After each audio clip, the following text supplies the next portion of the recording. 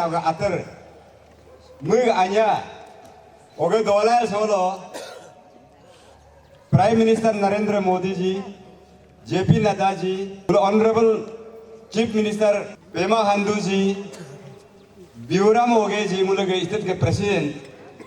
मुल्क अयाम कापाला Athar कापाला solo Bharatiya Janata party ticket हम government तबात Dorkar पा पार्टी में दोरकर पा हेल मुल्क ऑनरेबल चीफ मिनिस्टर योचुजी तो बेनला सोलो मुल्क टिकेट जिस पा हो मुल्क हेम पोगे जिनम हम मुल सोलो तबात दर मुल ऑनरेबल मिनिस्टर ऑनरेबल एमएलए नम मुले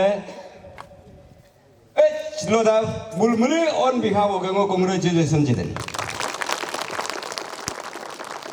मोचें दो हेम पे काम ए दो एहे काम बिनु जिनु जिदो एहे काम करें ने दो मुले के कजा मंडल प्रेसिडेंट बैंक नवा मुले के फॉर्मल रिसेप्शन मुल आरम Pemul mulai telah tadi. Kalau jadi masolo, mukoi koram, mulai dapat terke well wishers, supporters, muk voters, muk party workers, muk ini aja mulai oke. Mulai state so honorable chief minister oke, mulai so president honourable deputy chief minister हम मुल्क नरेंद्र मोदी ने मुल JP Nadda साहब ने मुलेंगे पामा अरम Moolam ticket जिगम का तबात न लोकता development हम जेचुली कॉन्स्टिट्यूशन काम ने जिगम का पामा अरम पे मुल पवे देन ला हो लोग ऐसा ताली लो बजाय तो भारत माता की जय, भारत माता की जय। सबसे पहले तो मैं तहे दिल से माननीय प्रधानमंत्री श्री नरेंद्र मोदी जी और वाजपेयी की नेशनल प्रेसिडेंट जेपी नड्डा जी और हमारे स्टेट की युवा एवं माननीय मुख्यमंत्री श्री पेमा खांडू जी, उप मुख्यमंत्री श्री चौना मैन जी और हमारी पार्टी के अध्यक्ष श्री ब्यूराम होगे जी को तहे दिल से शुक्रगुजार हो के आज मुझे दोबारा 16 एक्चुअली असेंबली कॉन्स्टिट्यूंसी की जो विधान क्षेत्र में मुझे भाजपा की उम्मीदवार मुझे घोषित किया, इसे तहे दिल से उन सभी को मैं बहुत बहुत आभारी और धन्यवाद देना चाहूँगा। और ये जो आज मुझे जो टिकट दिया बीजेपी की उम्मीदवार जो मुझे बनाया 16 एक्चुअली असेंबली कॉन्स्टिट्यूंसी के, ये सिर्फ आप लोगों की बदौलत से है, क्योंकि आप अगर बीजेपी कार्यकर्ता काम ना करते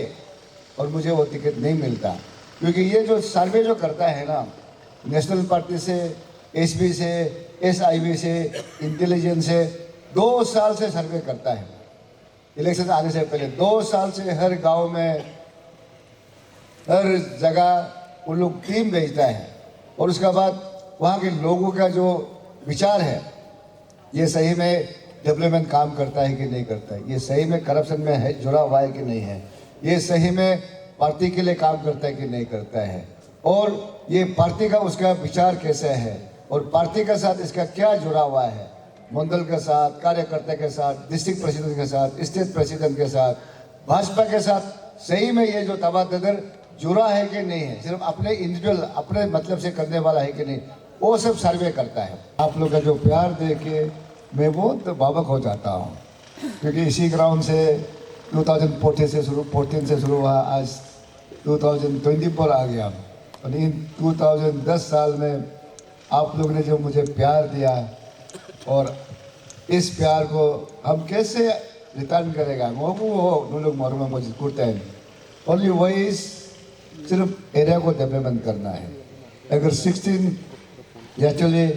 यानी कि कई पंजाब में अगर हम कुछ अच्छा काम कर सके, मॉडल डिस्ट्रिक्ट बना सके, मॉडल हेडक्वार्टर बना सके, हर गांव में पानी मिले, हर गांव में बिजली मिले, हर गांव में सड़क मिले, हर गांव की स्कूल ठीक रहे, हर गांव में हमारी हेल्थ सेक्टर ठीक रहे, तो हमारी जो हॉर्टी एग्रीकल्चर में सब लोग अपने अपने स्थान में सही रहे। और जो हमारे माननीय प्रधानमंत्री जी हमेशा कहते हैं कि हम 4 लोगों को ऊपर उठाना और 4 लोगों को उठाएगा तो हमारा 16 एक्चुअली यानी कि कई पंजाब डिस्ट्रिक्ट की विकसित होगा। वही हम गरीब, दूसरा है हमारे युवा, तीसरा है महिला और चौथा है हमारे किसान लोग। अगर ये चीज़ अगर हम ऊपर लेके आ सकता है तो हमारा डिस्ट्रिक्ट की पंजाब बहुत आगे बढ़ेगा, बाकी जो विकसित डिस्ट्रिक्ट है उसके कंपैरिजन में आएगा। तो क्या कहना चाहोगे, आप आज टिकट लेके आए हो? मैं पहले भी कहा और देव में हमने उस दिन मीटिंग में भी कहा टिकट मेरा ही होगा, टिकट कोई हमसे छीन नहीं पाएगा। और क्योंकि मैं भरोसा इसलिए था कि मैं एक सच्चा बीजेपी के कार्यकर्ता हूं और बीजेपी के लिए हमने बहुत कुछ सेवा किया और साथ ही साथ हमने 16 एक्चुअली असेंबली कॉन्स्टिट्यूंसी को अपने दिल से लोगों का सेवा किया, एक सेवक के रूप में, एक चौकीदार के रूप में। अब जब सेवक और चौकीदार के रूप में काम करता है तो उसको